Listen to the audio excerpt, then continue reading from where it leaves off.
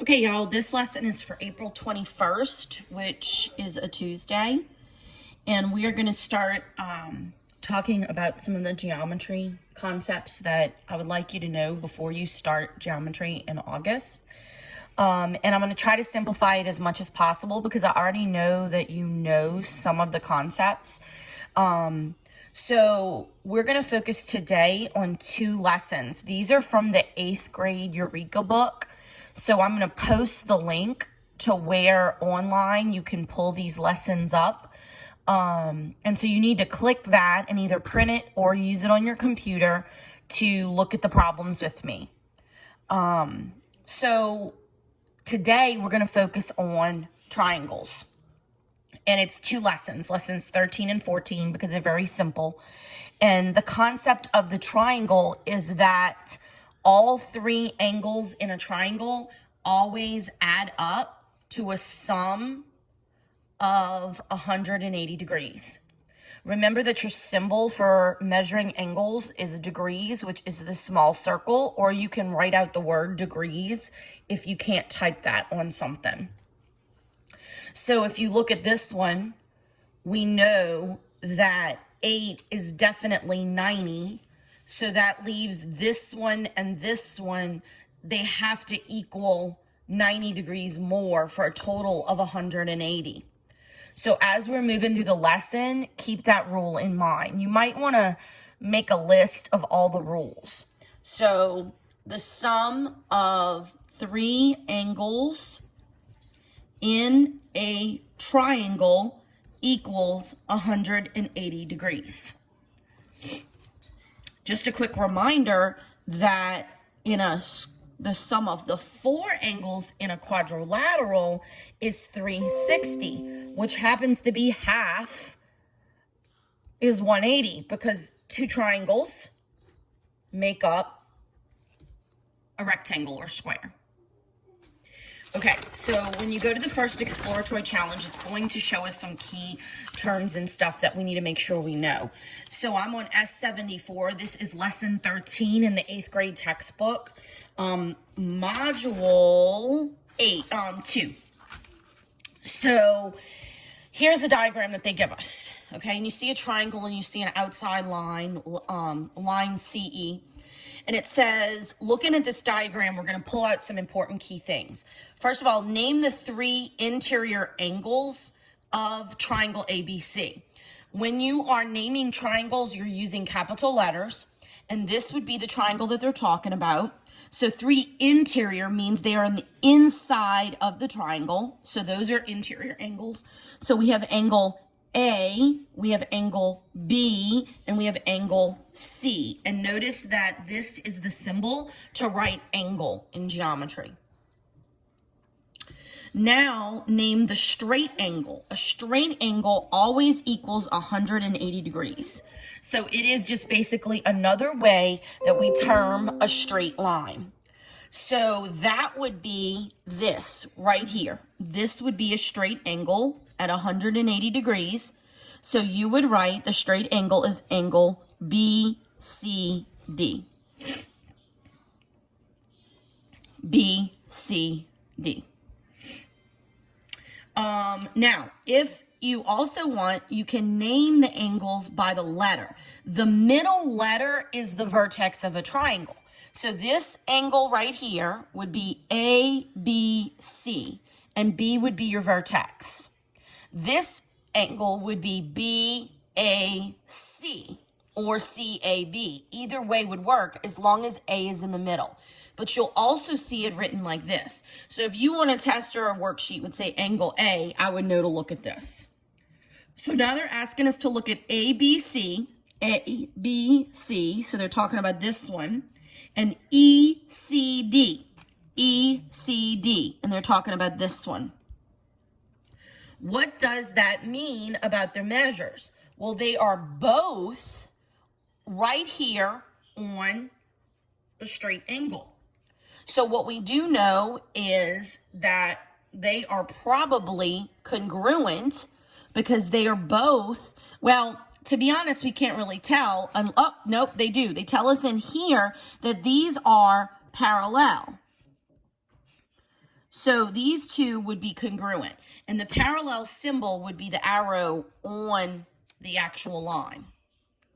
So that these two, if they're parallel and these two are cutting this straight angle, then we know that the angles are congruent. And remember, congruent means equal.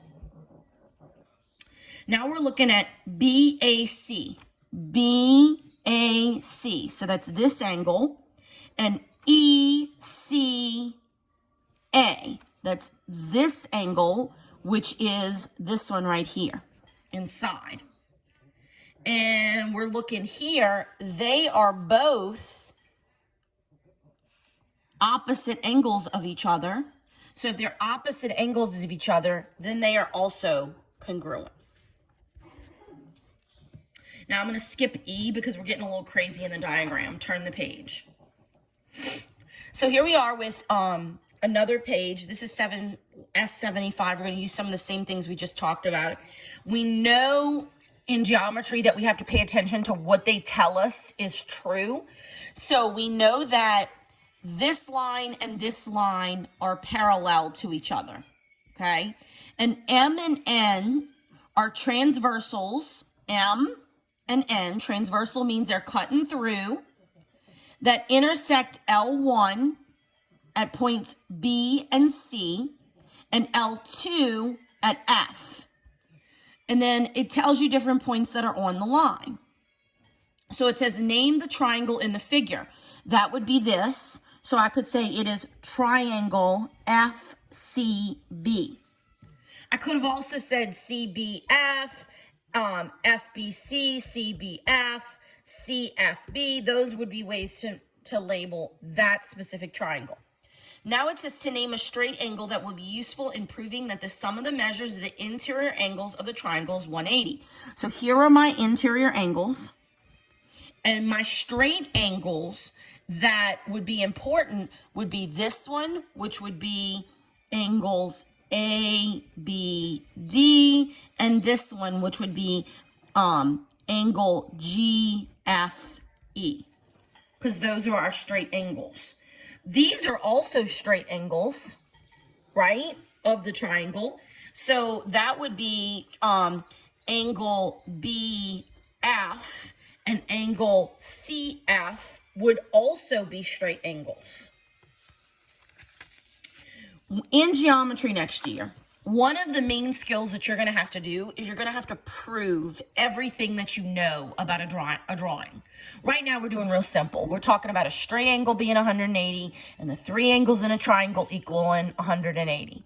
So to do that, you are going to have to memorize what they call proofs, which are the theories that prove that all of this works. So one of the proofs that you know very well is the sum of three angles in a triangle equals 180 degrees. That's the triangle angle sum theorem. You know that one. But that's just one of the many proofs that you'll have to use in geometry. Turn the page. So, for the problem set, you are going to use the angles that they give you and the straight angles to figure out the missing ones. So it says in the diagram below, line AB, there it is parallel to CD. There it is. The measure of ABC, and they marked it, is 28 degrees, and the measure of EDC is 42, and they marked it.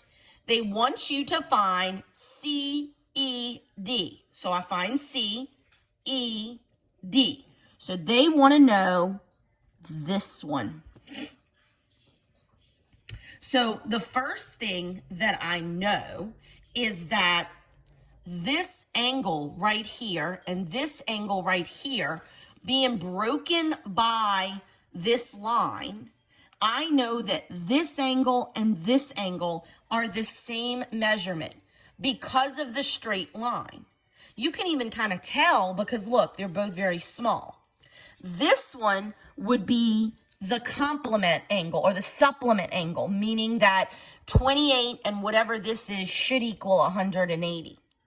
So if I know that this one is congruent because of the parallel lines, then now I have two angles, which are 28 degrees and 42 degrees, that I could add up, 8, 9, 10, 4, that's 670.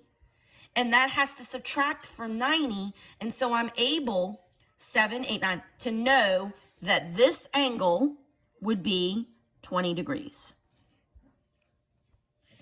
I did something wrong. I'm sorry. 180. I got to subtract it from 180. 110. I'm sorry. Did that wrong. Now, I knew immediately that I made an error because look how big that angle is. That's an obtuse angle. So remember some of your basic things that you know. You've got an acute angle. You've got an obtuse angle. You've got a right angle, which is 90 degrees. You've got a straight angle, which is 180 degrees. So when you're looking at these, you want to look for angles. Like, I know that this is going to be a small number below 90. I know that this is going to be a number greater than 90. So you can visually tell some things while you're doing it. Okay? So I want you to try number 2. And then I want you to do, so you're going to try number 2. That's similar to the one I just modeled. You can skip this one. Then do 4 and 5. Which are very simple because you're given two angles and you find the third angle. Just make sure that you know what you're doing. So you can also do 6, 7, and 8, which is also practicing that you can measure. Okay? So let's look at number 9 together. We're still on lesson 13. Number 9 says in the diagram below, L1 and L2 are parallel. So here's L1 and L2. Notice that I take my time to first look at what pieces they give me. Then it says transversals. Transversals cut through, which are R and S. There's R, there's S. And they intersect both lines at the points shown. And you see all the points labeled. They want to know what the measure of JMK is. So let's find that. JMK. So they want to know this one. And notice that I marked it. You could use an X. You can use a question mark. So I'm looking at this. And if these are parallel, just like on a slope or a linear function, that means that they're going to be at the same rise over run or the same angle. So that tells me that this angle and this angle are congruent. They even look about the same.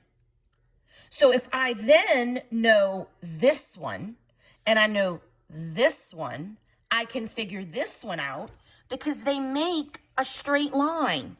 So the 39 plus the 72 has to add up 9, 10, 11, 7, 8, 9, 10, 11, and subtract from 180 because it's a straight line. That will give me the missing angle. That will be these three put together to make the straight line of R.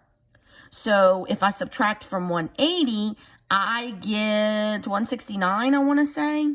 So 180 minus 111, that comes 7, 169. And then there is my answer. So formally, I would write it as angle JMK equals 169. I'm sorry, 69 degrees, not 169. Now, 69 plus 72 plus 39 always has to equal 180 because it's a straight angle. So in this lesson, two key pieces.